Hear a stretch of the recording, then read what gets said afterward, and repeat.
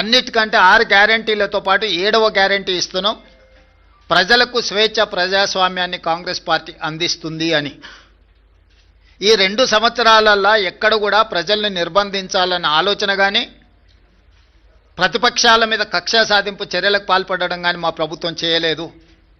ఈ ఎన్నికల్లో కూడా మీరు చూసినారు, స్వేచ్ఛగా ప్రజలు ఎవరికి నచ్చిన రాజకీయ పార్టీ మద్దతుతో వాళ్ళు ఎన్నికల్లో పోటీ చేయడమే కాకుండా ప్రజల దగ్గరికి వెళ్ళి వాళ్ళు ఓటు అడిగి ప్రజా తీర్పును కోరినరు. ప్రజలకు కూడా స్వేచ్ఛగా తీర్పునిచ్చే అవకాశాన్ని మా యంత్రాంగము, ప్రభుత్వము, పార్టీ అన్ని రకాలుగా ప్రజాస్వామ్యబద్ధంగా ఈ ఎన్నికలు నిర్వహించినాం. మొట్టమొదటిసారి తెలంగాణ రాష్ట్రం వచ్చిన తర్వాత ప్రజలకు ఒక స్వేచ్ఛాయుతమైన వాతావరణంలో ప్రజాస్వామికబద్ధంగా ఎన్నికలను నిర్వహించడం జరిగింది.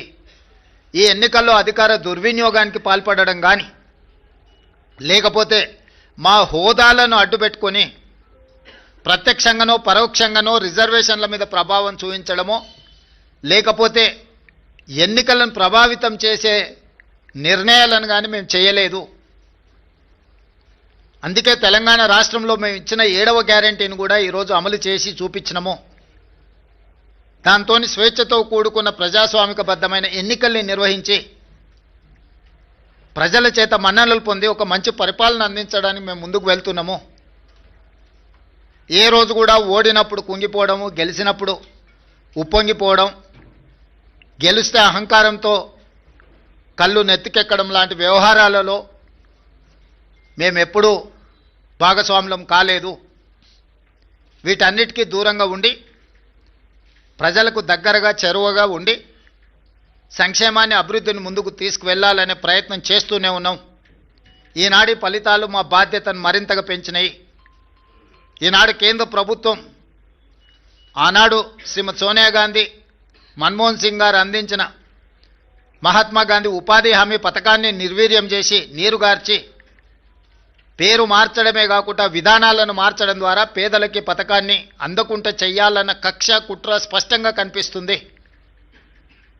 కేంద్రంలో సోనియా గాంధీ గారి మీద, రాహుల్ గాంధీ గారి మీద కక్షతో కూడిన అక్రమ కేసులు పెట్టడం, కోర్టులు చీవాట్లు పెట్టినా కూడా మారకపోవడాన్ని మనం కళ్ళతో చూస్తున్నాం.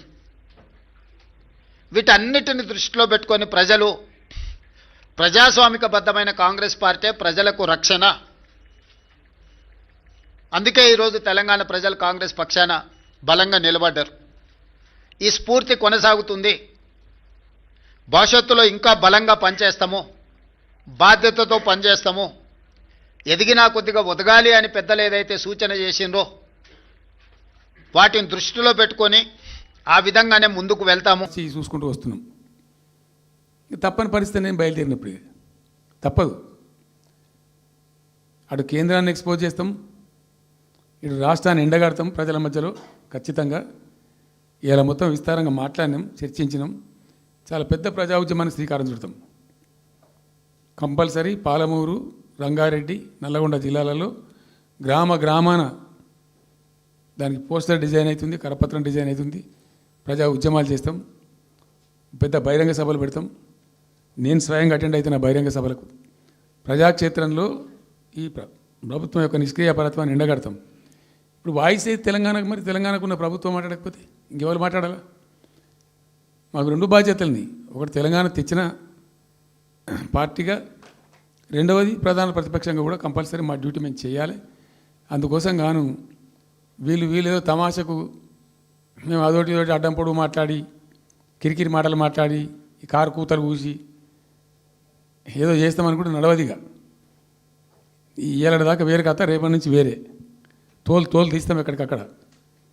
ప్రజలు ఖచ్చితంగా ఎక్కడికక్కడ నిలబెట్టే ప్రయత్నం చేస్తాం. అడుగున చెక్ చేస్తాం, ప్రతి విషయంలో చెక్ చేస్తాం. Sufficient time we have given. మేము తొందరపడి మేము ఎందుకు కన్నెర్రి అయ్యి మా ప్రభుత్వం పోయింది వీళ్ళు వచ్చింది అనేటువంటి ఒక పిచ్చి అయ్యి అట్లా మేము చేయలే, అటువంటి వాడికి పోలే. ఇష్యూల మీద పోరాడుతున్నాం, ఒకే ఫీజు రియంబర్స్ మీద పోరాడుతున్నాం, ఇంకోటి పోరాడుతున్నాం. రకరకాల భూదందాల మీద, దోపిడీ మీద, లగచర్ల మీద, గిగచర్ల మీద పోరాడుతున్నాం. పార్టీ కొట్లాడుతున్నది, తప్పదు కాబట్టి కొట్లాడుతాం. ఇప్పుడు మొత్తం మొదటికే ముప్పొచ్చే పరిస్థితి ఉంది. అటు గోదావరి మీద అరాకిరి చేసి చంద్రబాబు నాయుడు, ఏపీ ప్రభుత్వం నల్లమల సాగరు, ఈ సాగరు, ఆ సాగరు అటు గోదావరి దోపిడీ జరుగుతూ ఉంటే దాని మీద సప్పులు లేదు, ఇటు కృష్ణలో ఇంత ఘోరంగా పాలమూరు ఎత్తిపోతల మీద దీని మీద సప్పులు లేదు. మరి ఎవరి ప్రయోజనాల కోసం ఉన్నట్టు రాష్ట్ర ప్రభుత్వం? ఏం చేయడానికి ఉన్నట్టు? ఏం జరుగుతున్నట్టు ఈ రాష్ట్రంలో? కాబట్టి ఎట్టి పరిస్థితుల్లో నేనే స్వయంగా రంగంలో దిగాలనుకున్నా, దిగినం. ఈరోజు డిసిషన్ అయిపోయింది. 2-3 రోజులలో 2-3-4 రోజులలో రాబోయే 3-4 డేస్లో ఆయా జిల్లాల నాయకులతో సమావేశమై ఖచ్చితంగా చాలా పెద్ద ఎత్తున అక్కడ గ్రామానికి డప్పు కొడతాం, మొత్తం సభలు పెడతాం, కవులు గాయకులు కళాకారులు అందరినీ తట్టి లేపుతాం, మీ పత్రికా విలేకరులను కూడా రిక్వెస్ట్ చేస్తాం. అక్కడ జరిగే అన్యాయాన్ని, ప్రజలకు జరిగేటువంటి అన్యాయాన్ని, ఈ జలదోపిని అరికట్టాలని ఈ కేంద్ర ప్రభుత్వం అవలంబిస్తున్న విధానాన్ని కూడా తప్పకుండా చేస్తాం. ఇన్ని రోజులు ఒక రకంగా పోయినాం, కానీ తప్పేటట్లేదు. ఇప్పుడు ఎవరితోనైనా సరే కొట్లాడతాం, తెలంగాణ కోసం భయపడం, యాందాకాని పోతాం, ఈ కొండ మీద గోపైనా సరే కొట్లాడతాం, తప్ప ఇడిచిపెట్టాం. ఇక్కడ ఏమి ముఖాలు చూసేది కానీ ఇంకోటి కానీ నైసిటీస్ ఏమి లేవు. There is no nicety at all. Will fight, డెఫినెట్గా ఫైట్ చేస్తాం. ఎందుకంటే రక్షించుకోవాలి, రాష్ట్రం యొక్క హక్కులు రక్షించుకోవాలి, నీళ్ళు రక్షించుకోవాలి, రాష్ట్ర ప్రజల ప్రయోజనాలు రక్షించుకోవాలి. ఈ విధంగా ఇప్పుడు మా కళ్ళ ముందే జరిగినటువంటి దీనిలో ఈ దుర్మార్గంలో ఎట్లా మౌనం పాటిస్తాడు కేసీఆర్? ఎందుకు మౌనంగా ఉంటాం? ఎవరి కోసం ఉంటాం? ఎందుకోసం ఉండాలి? కాబట్టి అరాకిరి ముచ్చట్లు కావు. ఇష్టం వచ్చినట్టు మాట్లాడి, ఇష్టం వచ్చినట్టు ఆల్తు ఫాల్తు కూతలు కూసి ఏదో చేస్తామంటే అది జరిగేది కాదు, జరగనీయం. రెండవది, ఈ ప్రభుత్వం కూడా సర్వభ్రష్ట ప్రభుత్వం, సర్వంలో భ్రష్టమైంది. మేము